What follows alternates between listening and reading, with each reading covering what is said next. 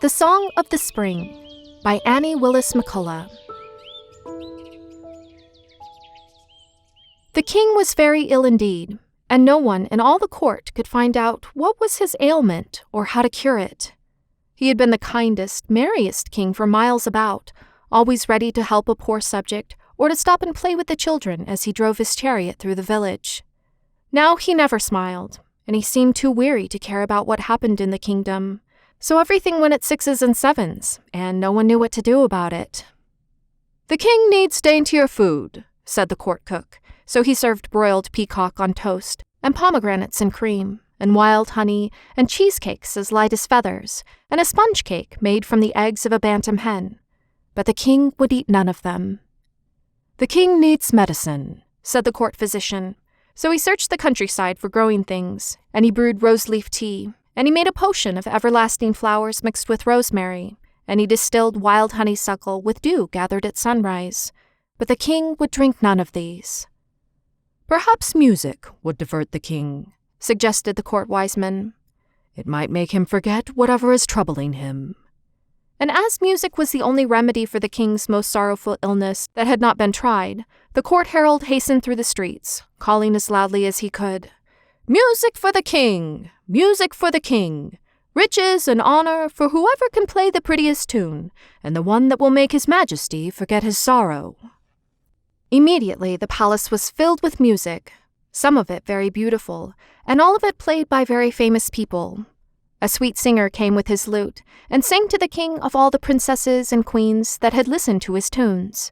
But at the end, the king was still weak and sorrowful.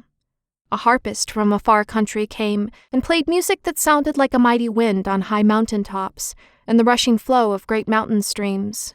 But the king only thanked the harpist and requested that he be paid for his pains and his journey and go back to his home. Later there came a trumpeter who gave great battle cries on his trumpet, but the king covered his ears to shut out the sound and looked more sad than ever because the sound of the trumpet gave him a headache. So it seemed as if not even music would make the king well, and no one knew what to do.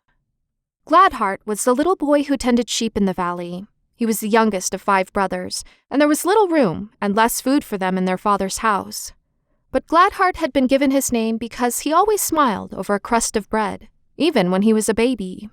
Now that he was a lad of 10, with a great flock of ewes and lambs to tend and drive through sun and storm, he had smiles and kind words for all, and he played his fiddle all day long until its sweet tunes filled the valley. "I must go and play before the king," Gladheart said one day. "They will only laugh at your small fiddle," said his brothers. But the eldest said he would tend the sheep for a day, and Gladheart set out for the palace. "The king will have naught to do with a shepherd lad dressed in goatskin and bearing an old fiddle," the guards at the door said. But Gladheart touched the strings with the bow, and such a blithe tune came forth that the guards opened the door, and Gladheart went inside to play before the king. At first the sight of the king, sitting so bent and sorrowful on the throne, with a face as frowning and sad as a storm, frightened Gladheart. But he took courage and stood as straight as he could in front of the throne, and began to play on the fiddle a tune that he had learned while he was in the fields with his sheep. It was a lovable tune, like a dozen birds and a little wandering wind, and the voice of a rippling brook, all joined with the sounds of the little earth singers, the bees, the katydids, and the crickets.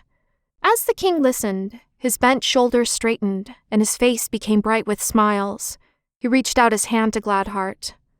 "I heard that tune once before when I was a boy," he said. "It makes me well to hear it now. What is it about, lad?" "It is about the spring, your majesty," said Gladheart. "It is the song that I learned from the fields when winter was over. If your majesty will come with me to my sheep pasture, you may hear it there every day." No one could understand why the king was suddenly so well, or why he went often to sit with Gladheart and the sheep, but they were all very happy over it, and they gave Gladheart the riches and the honor that they had promised whoever could heal their king.